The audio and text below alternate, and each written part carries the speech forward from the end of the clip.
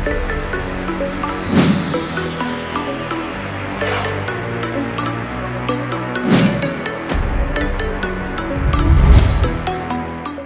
Hello welcome to best of the day.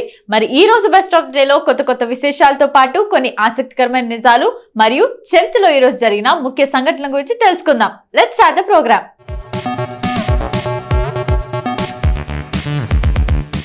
సృష్టిలో గల జీవరాశుల్లో ఏ ఒక్కటి అధికం కాదు, ఏది తక్కువ కాదు, అన్నీ సమానమే.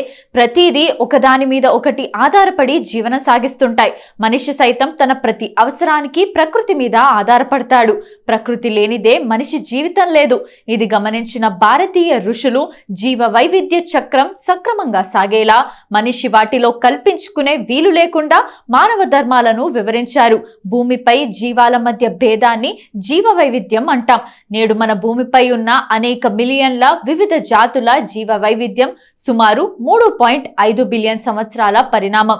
మన జీవన శైలితో పర్యావరణం కాలుష్యం చెందడంతో భూగోళం వేడెక్కిపోతుంది. దీంతో జీవ వైవిధ్యం దెబ్బతింటోంది. ఎన్నో జీవజాతులు అంతరించిపోతున్నాయి. ప్రపంచంలోని 12 మహాజీవ వైవిధ్య ప్రాంతాల్లో మన దేశం ఒకటి.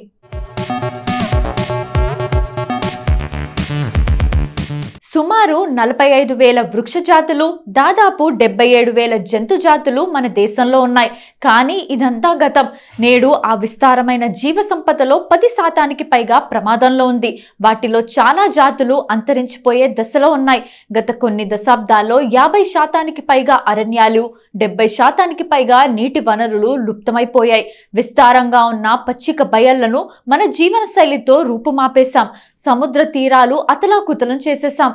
ఇవన్నీ చాలవన్నట్టు అరణ్యాలలోని వన్యప్రాణుల్ని వేటాడి కొందరు అంతమొందిస్తున్నారు. గిరిజలున్న చోట వ్యవసాయంలో రసాయనిక ఎరువులకు, కీటక నాశనాలకు ప్రాధాన్యత పెరిగింది. మందుల కంపెనీల లాభాపేక్ష వాటిని అధికంగా విచక్షణారహితంగా వాడేలా చేసింది. దీంతో మన నేలను, దానిపై నివసించే విలువైన జీవ సంపదను కోల్పోవాల్సి వచ్చింది. అంతేకాదు అపార జీవజాతులు అంతరించిపోయాయి. మన దేశంలో ఆదివాసులు ఎక్కడున్నారో అక్కడ జీవ వైవిధ్యం ఎక్కువగాను పదిలంగాను ఉంది. అక్కడే జన్యు వైవిధ్యం కూడా ఎక్కువగా ఉంది.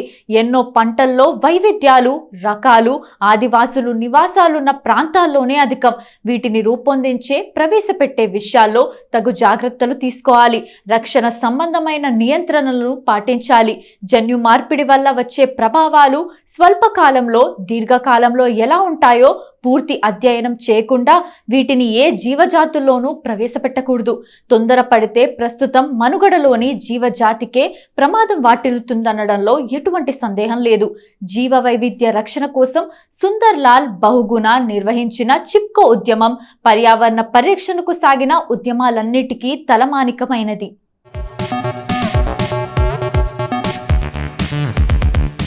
స్వీడన్ బాలిక Greta Thunberg voice for the planet and the strike for climate నినాదంతో నిర్వహించిన జీవ వైవిధ్య రక్షణ ఉద్యమం ఆ దేశంలో పర్యావరణ అనుకూల విధానాలు అమలయ్యేలా చేసింది. గ్రేటా థంబెర్గ్, వందనా శివ, మేథా పాట్కర్, వనజీవి రామయ్య దారిలో పౌర సమాజం జీవ వైవిధ్య రక్షణ కోసం ఉద్యమించాల్సిన అవసరం ఉంది.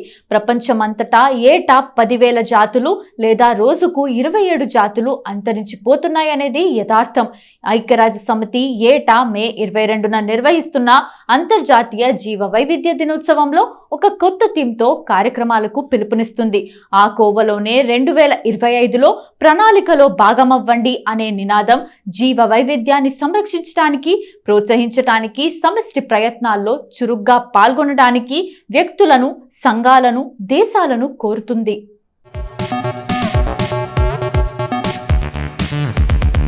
కాలుష్యం, వాతావరణ మార్పు, జీవ వైవిధ్య నష్టం, ఈ మూడు ప్రస్తుత ప్రపంచం ఎదుర్కొంటున్న ఒకదానితో ఒకటి అనుసంధానమైన సమస్యలు. సుస్థిర అభివృద్ధి లక్ష్యాలను ముందుకు తీసుకెళ్లాలంటే, ఈ గ్రహం మీద ఆచరణీయ భవిష్యత్తును పొందాలంటే మూడింటిని కలిపి పరిష్కరించాలి. ముఖ్యంగా పెరుగుతున్న భూ ఉష్ణోగ్రతలకు ముఖ్య కారణం వాతావరణ మార్పు. జీవ వైవిధ్యం అనేది వాతావరణ మార్పుకు వ్యతిరేకంగా మానవులకు బలమైన సహజ రక్షణకు కల్పిస్తోంది. అందుకే భూమిపై జీవ వైవిధ్యం లేకుంటే మనిషి జీవితం కొనసాగలేదు. ఈ విషయాన్ని గుర్తించిన ఐక్యరాజ్య సమితి జనరల్ అసెంబ్లీ డిసెంబర్ 2000 సంవత్సరంలో మే 22ని అంతర్జాతీయ జీవ వైవిధ్య దినోత్సవంగా ప్రకటించింది. 2025వ సంవత్సర అంతర్జాతీయ జీవ వైవిధ్యం దినోత్సవం థీమ్ ప్రణాళికలో భాగమవ్వండి.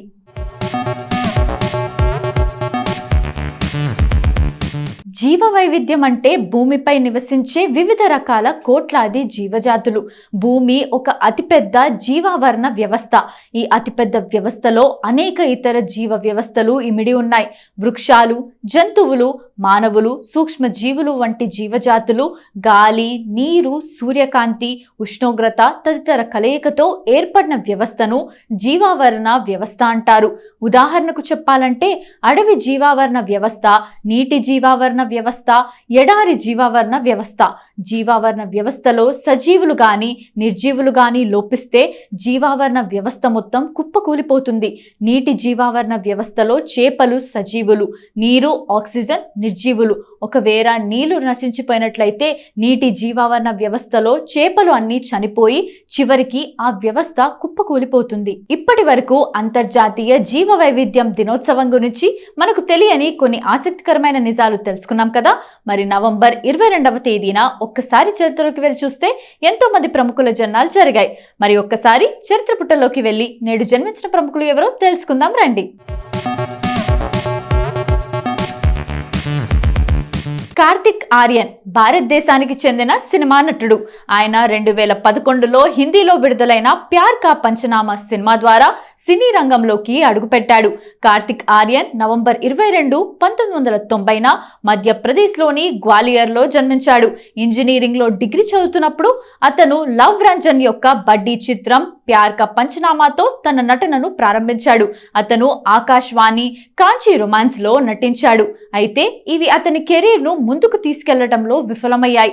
ఆర్యన్ రంజన్ యొక్క హాస్య చిత్రాలైన ప్యార్ కా పంచనామా 2, సోను కే టీటూ కి స్వీటీ అతని పురోగతి చిత్రం. అలాగే రొమాంటిక్ కామెడీలు లుకా చుప్పి, పతి పత్ని ఔర్ వోలో కమర్షియల్ విజయాలు సాధించాడు.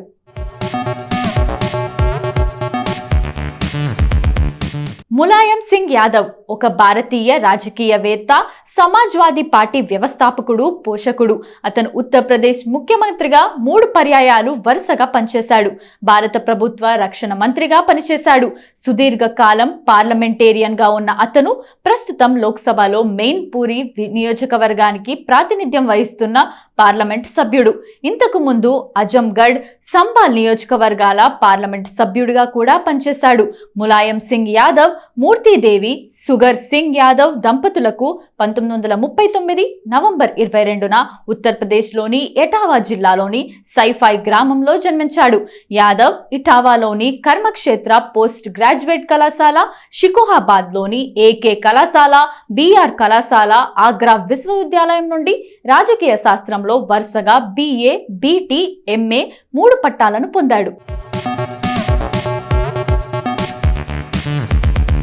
త్రిదా చౌదరి ఒక భారతీయ చలనచిత్ర నటి. ఆమె ఎక్కువగా బెంగాలీ, తెలుగు చిత్రాల్లో నటించింది. ఆమె సూర్య వర్సెస్ సూర్య చిత్రంతో తెలుగు చలనచిత్ర సీమలో అడుగుపెట్టింది. త్రిదా చౌదరి నవంబర్ 22, 1993న కోల్కతాలో జన్మించారు. ఆమె clean and clear times of India fresh face 2011 టైటిల్ను గెలుచుకుంది. ఆమె మొదటి చిత్రం 2013లో శ్రీజిత్ ముఖర్జీ దర్శకత్వం వహించిన మిషావర్ రహస్యో. ఆమె 14 మార్చ్ 2016న ప్రదర్శించబడిన స్టార్ ప్లస్ ధారావాహిక దహ్లీజ్లో టెలివిజన్లోకి ప్రవేశించింది. ఆమె తాజా పని ఆనంద్ తివారీ ఆశ్రమ్ ద్వారా ప్రకాష్ జా దర్శకత్వం వహించిన బండిష్ బందిపోట్లు. 2020లో ఆమె Amazon Prime Video web series Bandish bandits, MX player original web series ఆశ్రమ్లో కనిపించింది.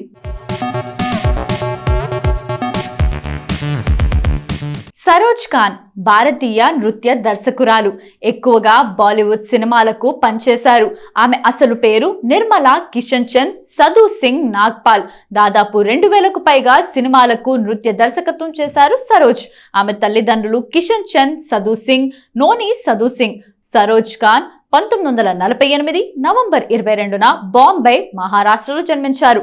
ఆమె పుట్టిన కొద్ది రోజులకే భారత విభజన జరగటంతో వీరి కుటుంబం భారతదేశంలో స్థిరపడిపోయారు. నజరానా సినిమాలో శ్యామ అనే పాత్రతో బాలనటిగా తెరంగేట్రం చేశారామె. నిర్మలగా జన్మించిన ఆమె తల్లిదండ్రులు భారత విభజన అనంతరం భారతదేశానికి వలస వచ్చారు. ఆమె 1950ల చివరిలో బాలనటిగా, నేపథ్య నృత్యకారిణిగా నటించిన నజరానా చిత్రంలో 3 సంవత్సరాల వయసులో బాలనటిగా కెరీర్ ను ప్రారంభించింది. సంజయ్ గద్వి ధూమ్ సిరీస్ యొక్క మొదటి 2 విడతలకు ప్రసిద్ధి చెందిన భారతీయ చలనచిత్ర దర్శకుడు, రచయిత. గుజరాతీ జానపద సాహిత్యంలో సుప్రసిద్ధ వ్యక్తి అయిన మనుభాయ్ గాద్వీకి సంజయ్ గాద్వి నవంబర్ 22, 1965న జన్మించారు. తూహీ బాటాతో అనంత్ బాలనీకి సహాయం చేయడం ద్వారా గాద్వి కెరీర్ ప్రారంభమైంది. అది ఎప్పుడూ విడుదల కాలేదు. అతను తేరేలియేతో దర్శకుడిగా అరంగేట్రం చేశాడు. అది పేలవంగా నడిచింది. యష్ రాజ్ ఫిల్మ్స్ తో అతని మొదటి చిత్రం మేరే యార్ కి షాదీ హై ఇది ఒక మోస్తరు విజయాన్ని సాధించింది. అతను మొదట 2004లో యాక్షన్ థ్రిల్లర్ ధూమ్ కి దర్శకత్వం వహించి, దాని సీక్వెల్ ధూమ్ 2కి దర్శకత్వం వహించి దృష్టిని ఆకర్షించాడు. సో ఇదండి ఇవాల్టి best of the day episode. ఈ ఎపిసోడ్ అనేది ఈ రోజుకు సంబంధించిన కొన్ని ఆసక్తికరమైన విశేషాలు తెలుసుకోవడానికి ఉపయోగపడిందని అనుకుంటూ మళ్ళీ రేపటి ఎపిసోడ్లో కలుద్దాం. Bye bye.